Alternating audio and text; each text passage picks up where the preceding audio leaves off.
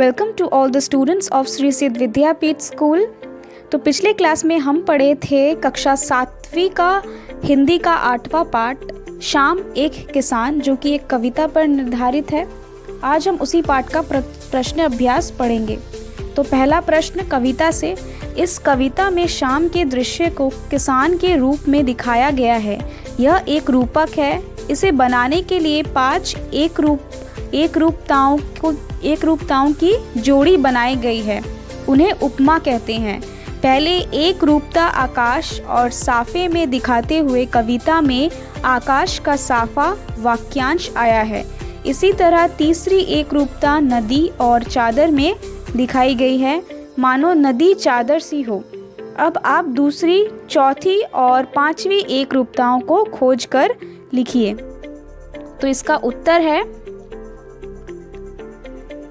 इस कविता के चित्रित करने के लिए पीला, लाल, आसमानी, नीला, भूरा, सफ़ेद, नारंगी और काले रंगों का प्रयोग किया गया है।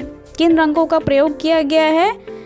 ये सारे रंगों का प्रयोग किया गया है कविता को चित्रित करने के लिए। दूसरा प्रश्न है, शाम के समय में क्या करते हैं, पता लगाइए।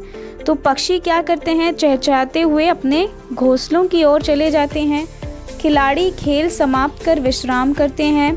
फल वाले जल्दी जल्दी फल बेचने हेतु लोगों को पुकारते हैं। वह जल्दी ही सभी फल बेचकर घर जाने की तैयारी में होते हैं।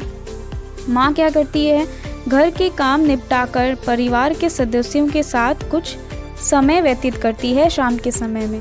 पेड़ पौधे दिन भर झूमते पेड़ पौधे शाम के समय दम साधे खड़े हो जाते हैं, मानो विश्राम करना चाहते हों।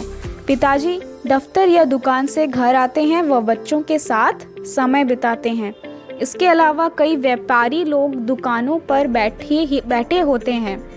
किसान खेतों के काम समाप्त कर घर की ओर चल देता है।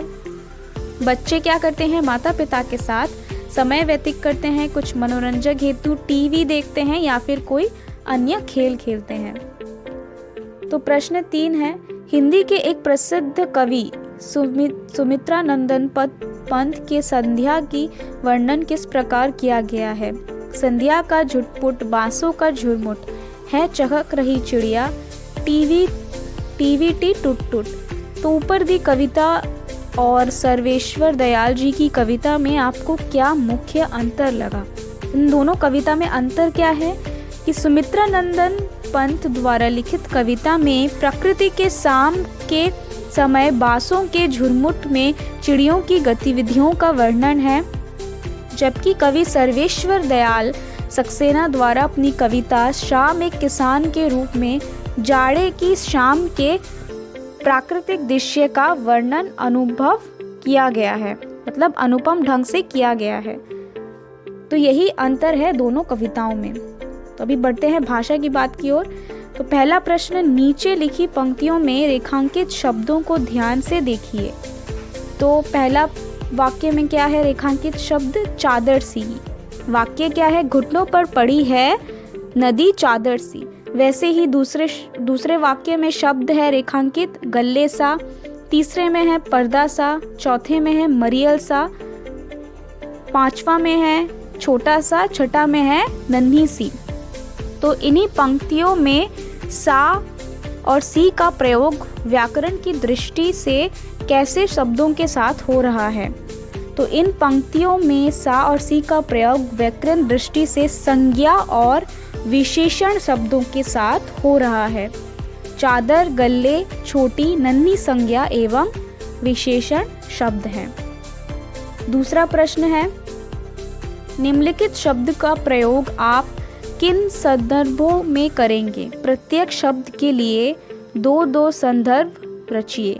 तो आंधी, दहक, सिमटा। तो इन तीनों शब्दों के लिए आपको 2-2 वाक्य रचना है और 2-2 संदर्भ वाक्य रचना है। तो पहला है आंधी। शाम होते ही जोर से आंधी चलने लगी। वह आंधी की तरह कमरे में आया और जोर जोर से चिल्लाने लगा। दहक, अंगीठी में आग दहक रही थी। सोमेश गुस्से से दहक रहा था। सिमटा बच्चों की माँ की गोद में सिमटा बैठा, बच्चा माँ की गोद में सिमटा बैठा था। सूर्य की छिपते ही कमल में फूल सिमटकर बंद होने लगे। तो इसी के साथ इस पाठ का प्रश्न अभ्यास यहीं पे समाप्त होता है। अगर आपको कोई और वाक्य यहाँ पे लिखना हो तो आप वो भी लिख सकते हैं। तब तक आप ये सारे प्रश्न अभ्यास अपने कॉपी में अच्छे से लिख लेंगे और अच्छे से याद कर लेंगे। और हम आपके साथ मिलेंगे एक नए पाठ के साथ दूसरे क्लास में। धन्यवाद।